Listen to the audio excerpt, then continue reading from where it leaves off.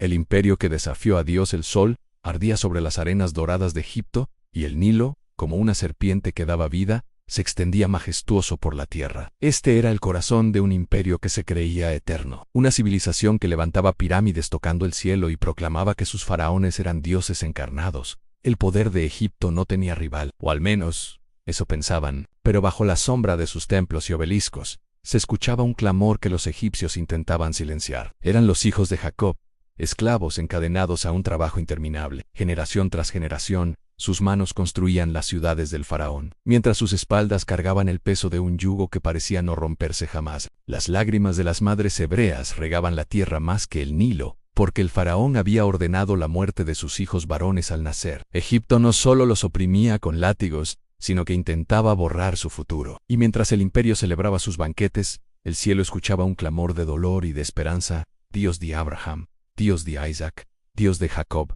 ¿Hasta cuándo? El relato nos lleva entonces a un hombre improbable, a alguien que parecía destinado a morir en el mismo río que alimentaba a Egipto en su nombre, a Moisés. Rescatado de las aguas por la hija del faraón, creció dentro del palacio más poderoso del mundo, vestido con lino fino, instruido en la sabiduría de los egipcios y rodeado de lujo. Pero en lo más profundo de su corazón ardía una herida. Sabía que no pertenecía a los dioses del Nilo, sino al Dios de sus padres. Un día, viendo la opresión sobre su pueblo, Moisés tomó la justicia en sus manos y mató a un egipcio. Pensó que nadie lo había visto, pero la noticia corrió como fuego en la arena. Del palacio fue expulsado y del pueblo rechazado. Terminó en el desierto, solo, desterrado, convertido en pastor de ovejas, de príncipe a fugitivo, de líder esperado a un hombre olvidado. Pero lo que parecía su final era apenas el inicio del plan de Diosan, porque en ese desierto, junto a un arbusto ardiente que no se consumía, Moisés escuchó una voz que cambiaría la historia. Una voz que decía: Yo soy el Dios de tus padres. He visto la aflicción de mi pueblo en Egipto. He oído su clamor y he descendido para librarlos. Ahora ve, porque yo te envío al faraón, para que saques de Egipto a mi pueblo. Moisés tembló. ¿Cómo enfrentarse al hombre más poderoso del mundo? ¿Cómo hablar cuando él mismo se consideraba torpe de labios? Pero Dios le respondió: Yo estaré contigo, y con mi mano poderosa mostraré a Faraón quién soy yo. Y así, un simple pastor, con una vara en su mano, fue comisionado para desafiar a un imperio. No con ejércitos, no con espadas, sino con la autoridad del Dios vivo. Lo que estaba por ocurrir no era solo una confrontación entre un hombre y un rey, sino entre el Dios eterno y los falsos dioses de Egipto. Una batalla espiritual que marcaría para siempre la historia de la humanidad. Aquí comienza el relato de cómo Dios escuchó el clamor de los oprimidos y decidió desafiar a un imperio que se creía invencible. El primer desafío, la vara y la serpiente. El eco del desierto aún vibraba en el corazón de Moisés cuando puso un pie en Egipto después de tantos años. Ya no era el joven príncipe arrogante ni el fugitivo temeroso. Ahora llevaba en sus manos una vara gastada de pastor, y en su interior una misión ardiente en enfrentar al hombre que se creía Dios. A su lado caminaba Aarón, su hermano, quien sería su voz cuando las palabras se atragantaran en sus labios. Juntos avanzaron por las avenidas majestuosas de Tebas, donde estatuas colosales de dioses de piedra parecían observarlos con desprecio. Los sacerdotes miraban con burla, los guardias con arrogancia, y el pueblo con miedo. Nadie se atrevía a desafiar al faraón. Hasta ese día, el trono del faraón se alzaba como si tocara el cielo. Su corona dorada brillaba con la luz del sol que se colaba entre columnas gigantes, y su mirada era la de un hombre convencido de su divinidad. A su alrededor, consejeros, magos y generales se inclinaban, rindiéndole adoración como a un dios viviente. Allí, frente a esa escena, Moisés y Aarón se presentaron. Sus vestiduras eran sencillas, sus pies cubiertos de polvo, pero sus palabras cargaban la voz del cielo. Así dice Jehová, el Dios de Israel: deja ir a mi pueblo, para que me celebre fiesta en el desierto. El silencio se rompió con la carcajada del faraón. ¿Quién era este Dios de esclavos para desafiarlo? Su voz retumbó con soberbia. ¿Quién es Jehová, para que yo oiga su voz y deje ir a Israel? No conozco a Jehová, ni tampoco dejaré ir a Israel. Las palabras eran como látigos que azotaban, pero Moisés no retrocedió. Entonces, Dios ordenó una señal. Aarón tomó la vara y la arrojó al suelo, y frente a todos, se transformó en una serpiente viviente, siseando con fuerza, un símbolo de poder divino. Los magos del faraón, hábiles en artes oscuras, no tardaron en imitarlo. Con sus encantamientos, también arrojaron sus varas, y éstas se convirtieron en serpientes. Parecía un empate, un duelo de poderes. La corte murmuraba: Algunos incluso sonrieron con burla. Pero lo que sucedió después heló la sangre de todos. La serpiente de Aarón devoró a las serpientes de los magos. Fue una declaración del cielo: el poder de Dios no solo es mayor, sino que consume y destruye todo poder falso. Sin embargo, el faraón endureció su corazón. Su rostro se tornó de piedra. Con un gesto altivo, ordenó que sacaran a Moisés y Aarón de su presencia. La primera señal había sido dada, pero la guerra espiritual apenas comenzaba. Desde ese momento Egipto sería testigo de un enfrentamiento nunca visto, plaga tras plaga, golpe tras golpe, cada una dirigida no solo contra el faraón, sino contra los mismos dioses que Egipto adoraba. El Nilo, símbolo de vida, sería herido. Las ranas, símbolo de fertilidad, se volverían plaga. El sol, su dios Ra, sería oscurecido. Lo que parecía una lucha de un hombre contra un rey se transformaría en el desmantelamiento del imperio espiritual de Egipto. El faraón había cerrado su corazón, pero en ese cierre había firmado su sentencia. Porque cuando el hombre más poderoso del mundo desafía al Dios eterno, lo inevitable ocurre: en el cielo se levanta para mostrar quién es el verdadero rey. Y mientras el palacio celebraba su supuesta victoria, en las calles los esclavos hebreos comenzaban a sentir algo que hacía siglos no experimentaban: esperanza. El Dios de Abraham, de Isaac y de Jacob había escuchado su clamor y estaba moviendo su mano. Lo que se avecinaba no era un simple espectáculo de poder, sino un juicio divino contra todo un imperio. La vara se había convertido en serpiente, y esa serpiente había devorado a sus rivales. El mensaje era claro: los dioses de Egipto caerían, uno por uno. Las 10 plagas en el juicio contra los dioses de Egipto. El eco de la primera señal aún resonaba en los pasillos del palacio. El faraón había endurecido su corazón, creyendo que nada ni nadie podía doblegarlo. Pero lo que estaba a punto de ocurrir no era simplemente una serie de desastres naturales. Era un juicio divino, calculado, preciso, dirigido contra el mismo sistema espiritual que sostenía al imperio más poderoso de la tierra. Dios no solo liberaría a su pueblo, desmantelaría a cada falso dios de Egipto. Una a una, las plagas iban a exponer la impotencia de los ídolos que los hombres adoraban. Primera plaga: en el Nilo convertido en sangre. El río Nilo era la fuente de vida de Egipto, adorado como divinidad misma. Pero cuando Aarón extendió la vara, las aguas se tiñeron de rojo como sangre. Los peces murieron, el hedor cubrió la nación y el agua potable desapareció. El mensaje era claro: el dios del Nilo no podía sostener la vida, porque solo el creador del cielo y la tierra tiene poder sobre las aguas. Segunda plaga: las ranas invaden Egipto. La rana era símbolo de fertilidad y estaba asociada a la diosa Hecot. Pero de repente, millones de ranas invadieron casas, camas, hornos y hasta los templos. Lo que antes era objeto de veneración se convirtió en una maldición. Dios mostraba que aquello que Egipto consideraba bendición, fuera de su voluntad, podía volverse en contra. Tercera plaga: los piojos. El polvo de la tierra se transformó en insectos diminutos que cubrieron hombres y bestias. Los magos de Egipto intentaron replicarlo, pero esta vez fracasaron. Admitieron ante el faraón: este es el dedo de Dios. El polvo, símbolo de la creación misma, se levantaba como arma en manos del Creador, recordando que todo ser humano es polvo frente a la eternidad. Cuarta plaga: moscas que llenan la tierra. Nubes de moscas infestaron el aire y las casas. Pero por primera vez, Dios hizo una distinción en la tierra de Gosén, donde vivían los hebreos.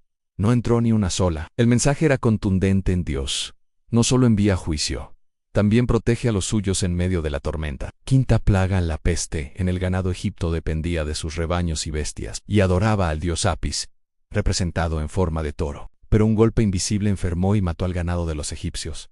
Los animales de los hebreos permanecieron sanos. Era un recordatorio de que ni los símbolos de fuerza ni la riqueza material podían resistir cuando Dios decidía actuar. Sexta plaga: úlceras en hombres y animales. El polvo del horno fue esparcido al aire, y de inmediato la piel de los egipcios se cubrió de llagas dolorosas. Ni los sacerdotes pudieron levantarse ante Moisés, pues estaban tan golpeados como el pueblo. Los cuerpos, antes cubiertos de orgullo y joyas, ahora estaban debilitados y humillados, demostrando que la gloria humana no resiste el toque del Dios vivo. Séptima plaga: granizo y fuego del cielo. El cielo se oscureció y comenzó a caer, granizo mezclado con fuego. Los campos fueron arrasados, los árboles quebrados, las cosechas destruidas. Los egipcios jamás habían visto algo semejante. El dios del cielo, Nut, y el dios de las cosechas, Osiris, quedaron en vergüenza. Solo el Dios de Israel tenía el poder de controlar el clima y la fertilidad de la tierra. Octava plaga: langostas. Como un ejército imparable, las langostas cubrieron los cielos y devoraron todo lo que había quedado en pie después del granizo. La tierra, antes fértil, quedó desnuda, y vacía. El imperio que se creía el granero del mundo estaba siendo reducido a cenizas por criaturas pequeñas, recordando que lo frágil también puede ser usado por Dios para humillar lo grande. Novena plaga, antinieblas. 3 días de oscuridad cubrieron la tierra. No era una sombra común.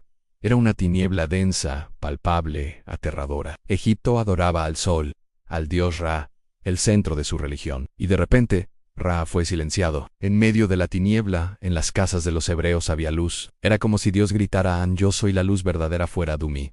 Todo es oscuridad. Eques plagan la muerte de los primogénitos. Finalmente, la plaga más devastadora. En una noche silenciosa, el ángel distractor recorrió Egipto, y en cada casa sin la señal de la sangre en los dinteles murió el primogénito. Desde el palacio del faraón hasta la choza más humilde, el lamento desgarró la nación. Pero donde había sangre en la puerta hubo vida. Esa sangre era símbolo de un sacrificio sustituto, un anticipo del Cordero de Dios que quitaría el pecado del mundo. Las plagas no fueron accidentes, ni fenómenos aislados. Cada una fue un golpe directo a los dioses de Egipto, un mensaje al faraón y una lección para las naciones. Tan solo Jehová es Dios, y ningún imperio puede resistir su mano. El pueblo esclavizado comenzaba a comprenderlo.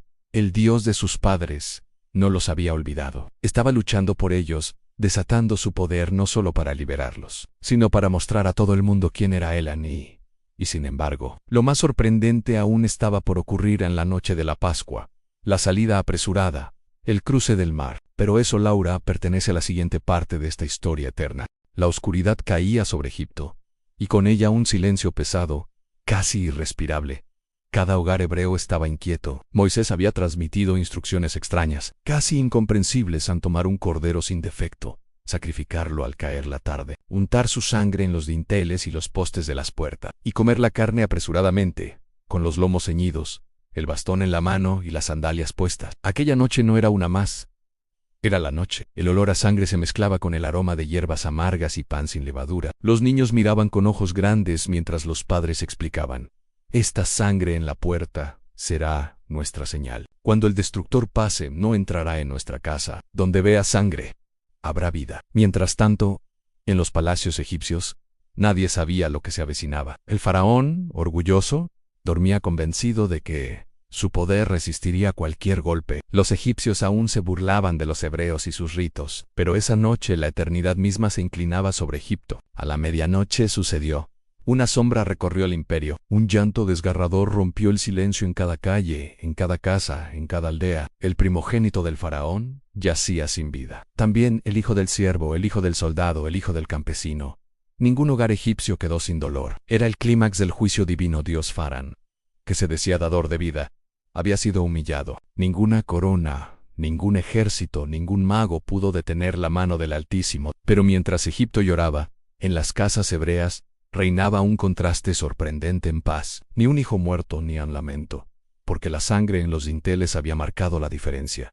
La vida había vencido a la muerte. Ese acto no era un simple ritual, era un anuncio profético. Cada gota de sangre en aquellas puertas señalaba hacia un sacrificio mayor. El Cordero de Dios, Jesús, vendría siglos después para cubrir con su sangre no las puertas de madera, sino los corazones humanos, y así, quien creyera en él, pasaría de muerte a vida. Cuando los lamentos se multiplicaron, el faraón, quebrantado por fin, llamó a Moisés y a Aarón en medio de la noche. Con voz rota y llena de desesperación les dijo: levantaos, salid en medio de mi pueblo. Id, servid a Jehová como habéis dicho. Tomad también vuestras ovejas y vuestras vacas e idos, y bendecidme también a mí. Era el momento esperado. Después de 400 años de esclavitud, el pueblo de Israel salía apresuradamente, no como fugitivos, sino como una nación guiada por la mano de Dios. Llevaban consigo oro, plata y vestidos que los egipcios les daban con prisa, como si suplicaran que se marcharan. El amanecer encontró a los hebreos caminando hacia la libertad. Ancianos, mujeres, niños, ganado, caravanas. Una multitud incontable avanzaba hacia el desierto, siguiendo la nube que les mostraba el camino. Cada paso era un milagro, cada respiro un testimonio. Dios había cumplido. Pero mientras el pueblo celebraba, en el corazón del faraón se gestaba un último acto de soberbia. El hombre que había resistido a Dios no estaba listo para aceptar la derrota. Y lo que estaba por ocurrir sería el golpe final, el desenlace más épico de todos: el cruce del Mar Rojo. El desierto se extendía frente al pueblo de Israel como un mar interminable de arena. La libertad recién conquistada todavía se sentía frágil, como si en cualquier momento pudiera escaparse entre los dedos, y detrás de ellos, la sombra del imperio aún acechaba. Porque mientras los hebreos marchaban, el corazón del faraón volvió a endurecerse. No podía aceptar la humillación de ver a sus esclavos marcharse con riquezas, como si fueran los vencedores. Así que movilizó lo mejor de su ejército cajus, gelucienchis caballos veloces, soldados armados hasta los dientes. El polvo de miles de ruedas se levantó como una tormenta, y el rugido de la guerra se acercaba velozmente. El pueblo, al ver el mar frente a ellos y al ejército detrás, se llenó de pánico. Las olas se agitaban, y la arena temblaba bajo los cascos egipcios. Muchos gritaron contra Moisés: ¿Nos sacaste para morir aquí? ¿No había sepulcros en Egipto? El miedo es traicionero, hace olvidar las promesas de Dios y recordar con nostalgia las cadenas. Pero Moisés, con la voz firme de quien confía en lo invisible, declaró: no temáis. Estad firmes y ved la salvación que Jehová hará hoy con vosotros, porque los egipcios que hoy habéis visto, nunca más para siempre los veréis. Jehová peleará por vosotros, y vosotros estaréis tranquilos. Entonces Dios habló: extiende tu vara sobre el mar. El viento del este sopló toda la noche, y ante los ojos atónitos de Israel, las aguas se abrieron. Murallas líquidas se levantaron a la derecha y a la izquierda, y un camino seco apareció en medio del mar. Era el pasaje de lo imposible, la senda que ningún imperio podía fabricar. Con pasos temblorosos pero llenos de fe, el pueblo comenzó a cruzar. Niños, ancianos, familias enteras avanzaban en medio del milagro. Cada pisada sobre la arena seca era una proclamación: Dios abre caminos donde no los hay. Detrás de ellos, el faraón no retrocedió. Ciego por la soberbia, ordenó a sus carros entrar también en el mar. Pero lo que era camino de salvación para los hijos de Dios, se convirtió en trampa mortal para sus enemigos. Cuando Israel llegó al otro lado, Moisés extendió su mano una vez más. Las aguas, obedientes al Creador, volvieron a su cauce con estruendo. El rugido del mar ahogó gritos y carros. El ejército más poderoso de la tierra fue sepultado bajo olas implacables. El amanecer pintó el cielo con luz dorada, y por primera vez en 4 siglos, los hebreos respiraron como hombres libres. Ya no eran esclavos, eran un pueblo redimido, guiado por la mano de Dios hacia un futuro eterno. Allí a la orilla del mar cantaron: a Jehová es varón de guerra, Jehová es su nombre. Echó en el mar los carros de Faraón y a su ejército. ¿Quién como tú, oh Jehová, entre los dioses? El Mar Rojo no fue solo una victoria militar, fue un acto profético. La Pascua señalaba al Cordero que con su sangre nos libra de la muerte. El Mar Rojo señalaba a Cristo, que abre un camino donde no lo hay, que vence al enemigo y nos hace libres. Egipto representa las cadenas del pecado, y el faraón simboliza al adversario que se niega a soltarnos. Pero cuando Dios interviene, ningún faraón puede detenerte. Lo que te persigue será destruido, y lo que parecía imposible se abrirá delante de ti. Tú que escuchas esta historia, recuerda: no importa qué gigante, qué faraón o qué mar se levante frente a ti, el mismo Dios que abrió camino en el Mar Rojo puede abrirlo hoy en tu vida. Confía en Él, deja que su sangre marque tu corazón. Camina por el camino que Él abre. La libertad está al otro lado. Si esta historia tocó tu vida, no te vayas sin dejar tu huella. Suscríbete al canal, activa la campanita y comparte este video para que más personas descubran el poder del Dios que desafió a un imperio. Y dime en los comentarios: ¿qué mar necesitas que Dios abra en tu vida hoy?